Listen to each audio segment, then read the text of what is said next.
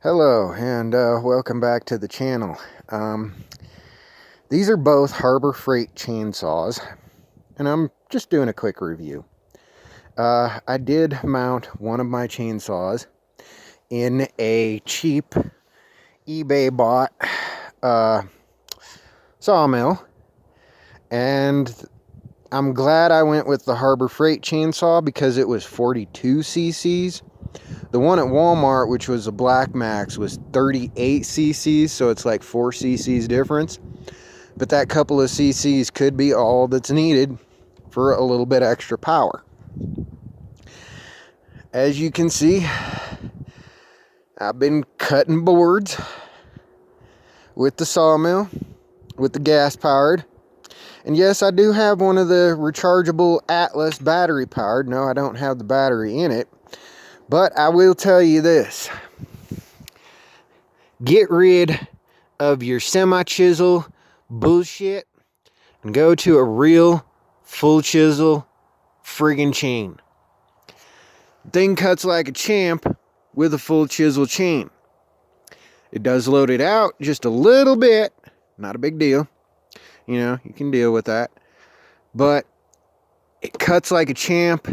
It goes through things like as good as that one does.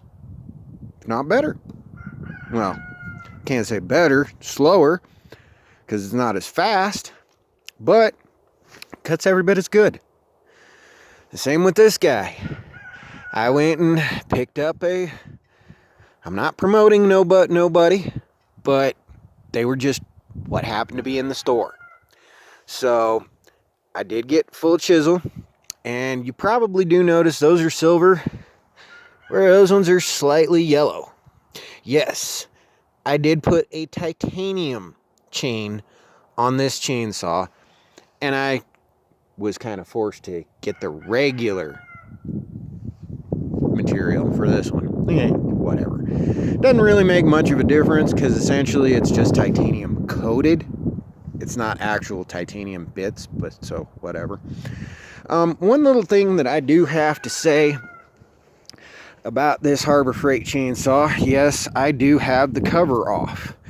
The reason why is because in between uses, if that carburetor gets warm at all, the fuel system goes fuck. And then it won't start, won't do anything. So I take the cover off to keep the heat off of that carburetor and let it cool, because it is doing a pretty hard bit of work right there. So I'm trying to do what I can to take care of it really well, but ultimately Harbor Freight or whoever made this, you might want to look into your carburetor just a little bit, because as soon as it gets warm from sitting, because after you use the thing and you let it sit for a moment, heat builds in this chamber and that carburetor gets warm, and then as soon as it does, it like pushes the fuel out of its system, and then when you go to press this darn priming bulb, you don't get nothing but air bubbles through the dang thing. So I don't know what's going on there. I've tried to check it out, see what the deal is. Can't find anything. Gaskets check out, everything else checks out. Seems like a good carb. Haven't had any trouble otherwise, other than just keeping it cool. One other little thing that I'm actually very irritated about, irritated. Poulan, you really should have put your tensioner on the top side, not on the bottom, because your oiler is on the bottom, and all that oil is just running right out this hole, and it's not actually making it onto the chain. So every so often I have to bust out the oil and oil it up manually and make things good.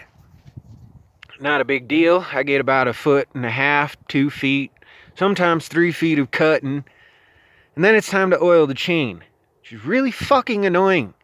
You guys really need to do a better job with engineering that oiling port and or this tensioner. Like, either put the port on the top which is actually what I would suggest, because that way it pulls the oil all the way around the chain. Or actually seal off this so that the oil will do something and at least be on the chain and not just dumping out of this little hole right here. And that's exactly what it does. If we get in there and actually look, you can see how wet it is. And that's just because all the oil is coming out of that hole and not coming out of where it's supposed to. Well, anyway, I just thought I'd give a quick review. These are some great chainsaws. Just definitely upgrade from semi-chisel to full chisel. One other thing I did.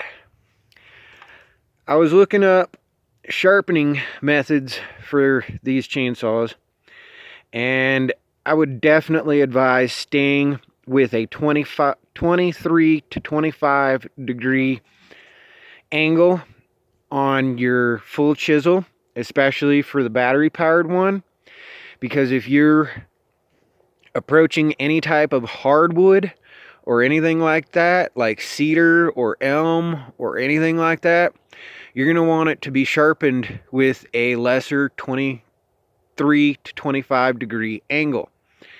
It'll eat the shit out of just about everything else. The softer woods, medium woods, it'll eat the shit out of it.